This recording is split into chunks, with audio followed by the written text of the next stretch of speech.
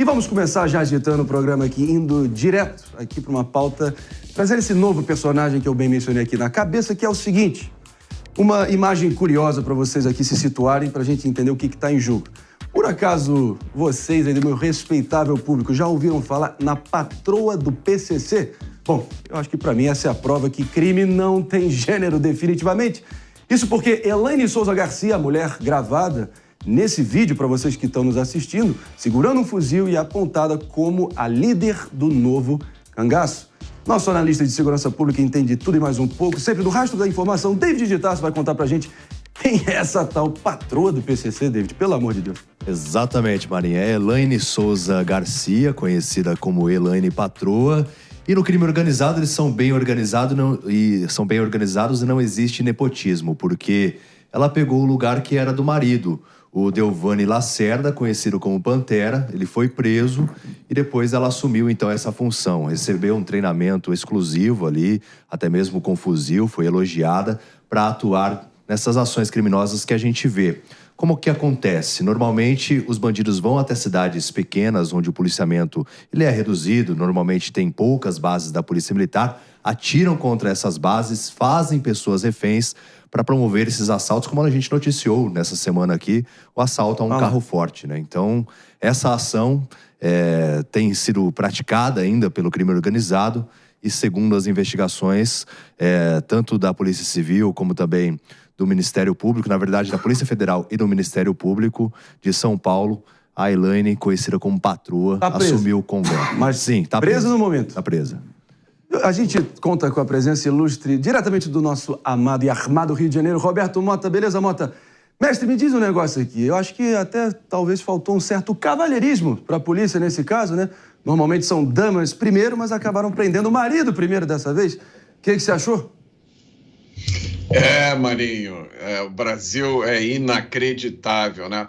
A gente tem que tomar cuidado para não glamourizar uma realidade que, na verdade, é assustadora. Sim. Qualquer um de nós, em qualquer cidade onde a gente mora e corre o risco de virar uma rua e topar com figuras como essas, armadas com fuzis, treinadas, né, com capacidade de praticamente declarar uma guerra. Foi o que a gente viu no assalto ao carro forte anteontem, 18 criminosos armados e treinados. Essa é a realidade. O Estado brasileiro olha para isso aí e trata esses criminosos como se fossem pobres coitados, né? Tem chance deles serem soltos na audiência de custódia, no momento em que eles forem definitivamente presos, depois de um longo processo, vão ter direito a todos os benefícios possíveis e imaginários e jamais vão ficar na cadeia o tempo ao qual eles foram condenados, né? Logo depois de cumprir uma pequena parte da sentença, já estão de volta à rua. Então, para a gente mudar essa realidade, primeiro o Estado brasileiro tem que querer realmente combater esses criminosos. Agora, muito bem colocado, Mota, como sempre. Agora, Pepe, eu estava assistindo um documentário sobre as máfias italianas outro dia e teve sempre aquele mito, né, que sempre existiu, que os capos, né, os líderes das máfias ali, os pais de família, sempre eram sujeitos zelosos, que protegiam as suas esposas, que deixavam elas alheias das suas próprias atividades criminosas. E demorou um tempão para as autoridades perceberem que até na máfia italiana isso mudou completamente e sim, as matriarcas estavam assumindo as rédeas também de toda essa atividade ilícita. E o Brasil, claro, sempre importando mal, porca e tardiamente certas tendências mundo afora. O que você achou desse caso? É um caso bizarro, né, que retrata o que está acontecendo no Brasil em relação à segurança pública. E o tráfico de drogas, ele é lucrativo. Então é natural que a matriarca, né, ocupe o lugar do marido quando ele é preso, não é? Até porque a relação de respeito numa hierarquia de organização criminosa diz respeito à mulher também, tanto quanto do homem. Então é um caso bizarro, concordo com o que o Mota colocou aqui. Inclusive, eu gosto de Mota, né? Eu até coloquei a roupa dele aqui, ó, parecida com a dele, para mostrar que hoje você, Mota, time Mota, né? Time Mota em relação a esse assunto, né? E agora tem um ponto que eu acho interessante, né? Que é outro viés aqui que a matéria diz, né? É que ela foi treinada, né, a atirar pelo CAC. Não estou querendo dizer que isso é errado, claro que não, até porque é óbvio, né? A pessoa que tem as armas, obviamente, tem condição de ensinar a outra a atirar. Mas o que eu quero trazer aqui para a gente discutir de uma forma muito simples, né, e direta, é que a pessoa que foi presa, né, que ensinou ela a atirar, ela foi presa também por suspeita de vender armas e vender munições para o tráfico de drogas, né? Fazendo com que a suspeita de alguns CACs, que são poucos regulados em muitos aspectos, né, são utilizados como laranja para abastecer o tráfico de drogas, mas de certa são armas forma. legais, né? Não começa com esse discurso. Pepe, você não acha que talvez essa tua associação, a questão de mencionar o CAC, que pode ter sido um pouco gratuita e generalizar, socializar a culpa para todo mundo que é colecionador, atirador? Exatamente. Esse pessoal do crime organizado não usa arma legalizada, com numeração ali. Tá errado, David, tá errado. Tem uma pesquisa do CNJ, que mostra claramente que 55% das armas utilizadas pelas facções criminosas são armas obtidas de forma legais. A maioria das armas que o tráfico usa são armas legais, compradas por CACs, né, que vendem de forma ilegais e ilegítimas, e também obtidas frutos de crime, de furto e roubo de outras pessoas que são CAC e têm arma em casa. É essa a questão. De novo, enfim, Mota, você que é um sujeito que está sempre aí em cima do lance em todo o rol de estatísticas que saem sobre segurança pública de modo geral, ou insegurança pública, violência, confere esse número do PP ou são o uso seletivo de determinadas estatísticas para poder favorecer uma narrativa? O que você acha? Não confere, Pepe, eu lamento te informar isso. Gostei muito de você estar vestido como time Mota e mantenho a esperança de trazer você para o lado brilhante da força. Mas deixa eu dizer aqui, a maioria das armas do narcotráfico, elas vêm do contrabando. Funciona assim, essas armas vêm em containers, entram pelos portos do Brasil, vão para países vizinhos e de lá voltam, importação feita legalmente, e de lá voltam pelas fronteiras terrestres como contrabando. A estatística que eu conheço é uma estatística compilada aqui pela Polícia do Rio de Janeiro, 48 mil armas apreendidas do crime num período de 3 anos. Adivinhe quantas dessas tinham origem legal?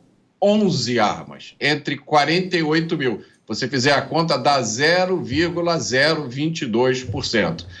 Eu acho que a gente tem que ter muito cuidado, porque parece que foi identificado uma pessoa envolvida com essa quadrilha que tinha um registro de CAC, né? Parece. Aí eu pergunto, e daí? Não existe dúvida nenhuma que há pessoas envolvidas com o tráfico de drogas e que tem todo tipo de registro profissional. A gente conhece casos de envolvimento no crime de médicos, de advogados, de pilotos. Isso não leva ninguém a sugerir que há alguma coisa de errado com os registros profissionais dessas profissões, né? O CAC não é uma entidade nem uma instituição. O CAC é uma autorização que o Estado te dá para você possuir uma arma. Agora, a autorização que é dada após um longo processo no qual são checados os seus antecedentes criminais. Agora, é óbvio, essa autorização não garante que o uso que você vai fazer da arma é correto. Da mesma forma que você ter um registro na OAB para praticar advocacia não garante que você não vai se envolver em atividades ilícitas. A gente vê toda hora advogados aqui envolvidos em atividades criminosas. Isso não depõe contra a advocacia nem contra a OAB. Então, da mesma forma, o mesmo raciocínio se aplica ao CAC. A melhor prevenção, meus amigos, de atividades ilícitas é a certeza e a dureza da punição. No Brasil, esqueçam isso. Excelente analogia, acho que não dá para ficar melhor ilustrado que isso. Ainda tem outros desdobramentos, quero muito ouvir nossa querida Ana Bia Rios, também está aqui com a gente, nosso sempre cativo, meu amigo de fé, Mano Ferreira, também. Mas uma coisa é certa diante de tudo isso, né, David, que pelo visto, no PCC, em matéria de PCC, o Cupido não usa flecha, ele usa uma R15 mesmo. E a gente está diante, sim, daquele casal unido na saúde e na doença, no crime e na cadeia. Ainda bem, anotem esse nome, patroa do PCC, a gente vai estar trazendo essa figura infame, bizarra aqui nos próximos capítulos. A gente espera que não, mas vamos ficar ligados. Mas olha, David, eu queria muito te ouvir também sobre um desdobramento aqui extremamente preocupante, não há nenhum exagero nisso, porque a polícia conseguiu prender quem estava planejando a fuga de ninguém mais, ninguém menos que Marcola da prisão. Talvez a grande figura do PCC. Conta os detalhes pra gente, por favor. Exatamente. O Marcola, né, que tem como comparsa o Degola. Olha só que dupla, hein?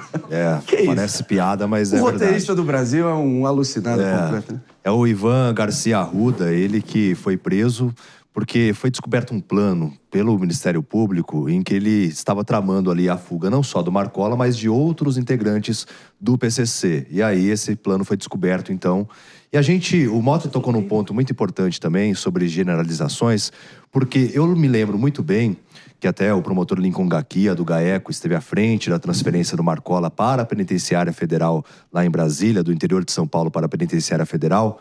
E o esquema foi descoberto de tentar libertar o Marcola, até mesmo o policiamento foi redobrado e tudo mais, justamente por meio de advogados que serviam como pombos correios. Então, não dá para generalizar nenhuma classe também, porque advogados agiam em favor do PCC. Nesse caso da transferência, até mesmo do Marcola, foi transferido justamente por conta disso, por causa desse plano que foi descoberto. E aí, se a gente começar a fazer generalizações como o PP bem gosta, é um ponto muito crítico. A única pessoa que não faz generalização nesse programa sou eu. Que isso? A única que não faz generalização. Todo mundo agora. A única que não faz generalização. Pode encerrar, Helena. Eu dei bom dia e já deu tomando. O único que é contra, por exemplo, a criminalização da política, que defende que nem todo político é bandido, como várias pessoas querem defender aqui, sou eu. Né? É isso, Pepe. Sou eu, claro que sou eu. Mano, me ajuda. Mano, me ajuda. A gente quer te ouvir também, mano, só um segundo aqui, porque o Mota aqui acho que pode me ajudar a tentar digerir o que a gente acabou de ouvir aqui. Tô tendo uma certa princípio de azia aqui, Roberto Mota. Me ajuda? Olha, Marinho, é simples. A gente pode resolver essa questão da criminalidade organizada e desorganizada rapidamente. Basta o Estado brasileiro dirigir contra essas facções criminosas a mesma fúria que dirige contra as redes sociais, por exemplo. É simples, a receita a gente já conhece. Congela imediatamente todas as contas bancárias dos envolvidos, apreende todos os celulares, computadores, cancela todos os passaportes. Todos esses criminosos têm que receber sentenças no mínimo de 17 anos. Se houver empresas envolvidas, faz o seguinte, verifica quem são os sócios e congela as contas bancárias de todas as outras empresas das quais essas pessoas forem sócios. Da mesma forma que fizeram com o Starlink. E o Estado tem que fazer tudo isso em velocidade recorde. 24 horas, 48 horas, 72 horas. Se o Estado dirigir contra as facções a mesma fúria que dirigiu contra o X, não há mais facções no Brasil em uma semana. Agora, Mano Ferreira, agora sim, Mano e Bia, vamos ser sinceros aqui. O que está em jogo é o controle da cabeça, do comando de uma operação bilionária que vai desde postos de gasolina, times de futebol, prédios, enfim, a gente já entendeu a dimensão dessa disputa. É uma grande guerra civil, o próprio Lincoln Gaquia trouxe detalhes aí. Então, decretando, botaram a cabeça do Marcola, certas facções subfacções do PCC, botaram a cabeça do Marcola a prêmio. O que você acha? Que essa história deixa muito claro como existe toda uma antropologia do crime, né? Ou seja, tem uma série de elementos que fazem com que essas pessoas sejam respeitadas em posições de comando, que essas pessoas sejam, muitas vezes, até admiradas pelos seus comparsas que respondem a essa hierarquia. Então, parte desse processo de consolidação de uma cultura própria do crime tem a ver justamente com o fato desse crime se consolidar ao longo do tempo sem ser incomodado de forma efetiva pelo Estado. Ou seja, não se cria uma cultura criminosa do nada, rapidamente. Não é como se fosse um bando de adolescentes que acham que é divertido fazer um assalto, como a gente já viu aqui outro dia. Nesse caso, a gente está falando de pessoas que passam a viver a sua vida, a ter uma espécie de plano de carreira e plano de futuro associada ao crime e a todos os símbolos que envolvem o crime. Justamente por isso é fundamental que a gente fale sobre a capacidade do Estado de interromper essa trajetória criminosa. Então, é inaceitável que a gente continue vendo dia após dia os casos de 1000 prende e solta, de casos em que a gente vê a reincidência se multiplicar e a pessoa continuar livre, cada vez mais esbanjando crimes uma vez piores mais que os outros. Então é uma coisa que a gente precisa tratar com eficiência para poder interromper essa trajetória de crescimento do crime. Muito bem colocado. Além de eficiência, propõe também transparência e também precisão. Pelo seguinte, de acordo com Lincoln Gaquia, talvez a maior autoridade quando o assunto é PCC, né, David?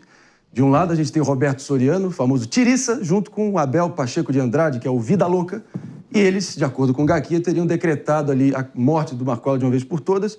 E, claro, esses dois comandando a subfacção contra Marcola e os seus aliados.